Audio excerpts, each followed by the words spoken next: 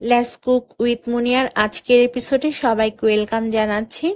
আজকে আমি আপনাদেরকে বাসায় কিভাবে স্বাস্থ্যকর উপায়ে বেসন তৈরি করবেন তার সম্পূর্ণ রেসিপি শেয়ার করব।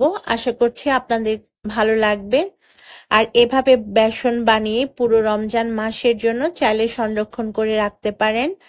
আমি যেটা করি মাঝে মাঝে এরকম বেশি করে বানিয়ে রোজার শুরুতেই রেখে দেই, আর পুরো রমজান মাসেই কিন্তু চলে যায় এই বেসন দিয়ে। তাহলে চলেন আমরা পুরো রেসিপিটা দেখি কিভাবে ঘরে স্বাস্থ্যকর উপায়ে বেসন তৈরি করব। প্রথমে নিয়ে নিচ্ছি 1 কাপ পরিমাণ চিনি গুঁড়া পোলাওয়ের চাল, চাইলে এখানে আতপ চালটাও নেওয়া যাবে। আর 1 কাপে এখানে 250 গ্রামের মতো আছে। এবারে নিয়ে নিচ্ছি 1 কাপ পরিমাণ মুগের ডাল, এটাও 250 গ্রামের মতো আছে।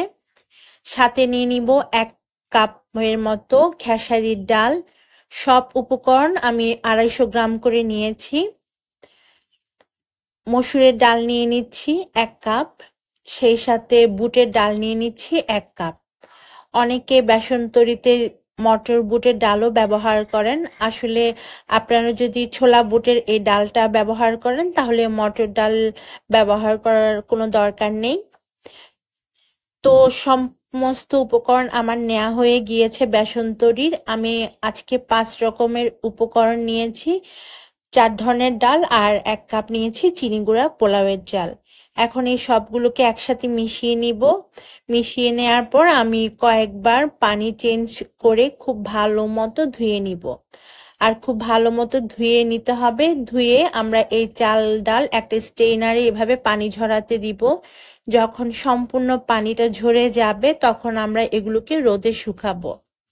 রোদে শুকানোর জন্য আমি বারান্দায় একটা সুতি কাপড় বিছিয়ে নিয়েছি। এখন ধুয়ে রাখা চাল ডাল এভাবে ছড়িয়ে দিতে হবে। আমার বাসায় যেহেতু বারান্দার মধ্যে সারাদিন রোদ থাকে তাই আমি বারান্দায় দিচ্ছি, তবে যাদের বাসায় রোদ আসে না তারা চাইলে ছাদেও করে নিবেন। আর এই কাজটা সকালেই করবেন।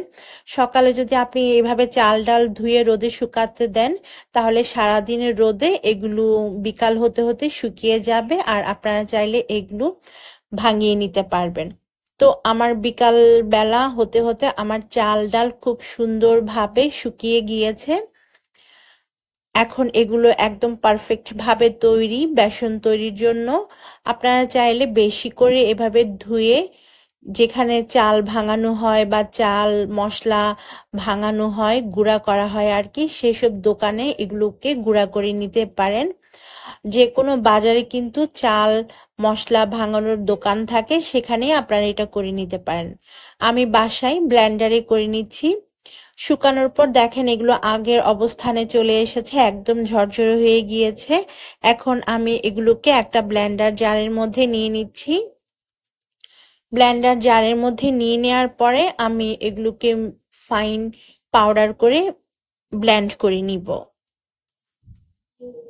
এখন এগুলোকে খুব ভালো করে ব্লেন্ড করে নিতে হবে। তো আমি খুব ভালো করে ব্লেন্ড করে নিয়েছি, একদম ফাইন পাউডার করে নিয়েছি। আর আমাদের ঘরে তৈরি বেসন কিন্তু একদম তৈরি হয়ে গিয়েছে। দেখতেই পাচ্ছেন একদম পাউডারের মতো হয়ে গিয়েছে। এখন আমরা এগুলোকে একটা চালনির মধ্যে নিয়ে নিব আর এগুলোকে চেলে নিব। তো এখন আমি এই তৈরি করা বেসনটাকে একটা চালনির মধ্যে নিয়ে চেলে নিচ্ছি। আমাদের ঘরে তৈরি করা বেসন কিন্তু একদম তৈরি। দেখলেন তো কত সহজে বাসায় কিন্তু পারফেক্ট বেসন তৈরি করা যায় স্বাস্থ্যকরভাবে। এই বেসন কিন্তু আপনারা যে কোনো এয়ারটাইট বক্সে করে রেখে দিতে পারবেন দীর্ঘ সময় পর্যন্ত। পুরো রমজান মাসের জন্য চাইলে বাসায় বানিয়ে রাখতে পারেন। তো আমার বেসন চালা হয়ে গিয়েছে, আমি একটা এয়ারটাইট বক্সের মধ্যে এই বেসনটাকে ঢেলে নিচ্ছি। আর এই বেসন দিয়ে আমি রোজায় আপনাদেরকে নানা ধরনের ইফতার আইটেম তৈরি করে দেখাবো।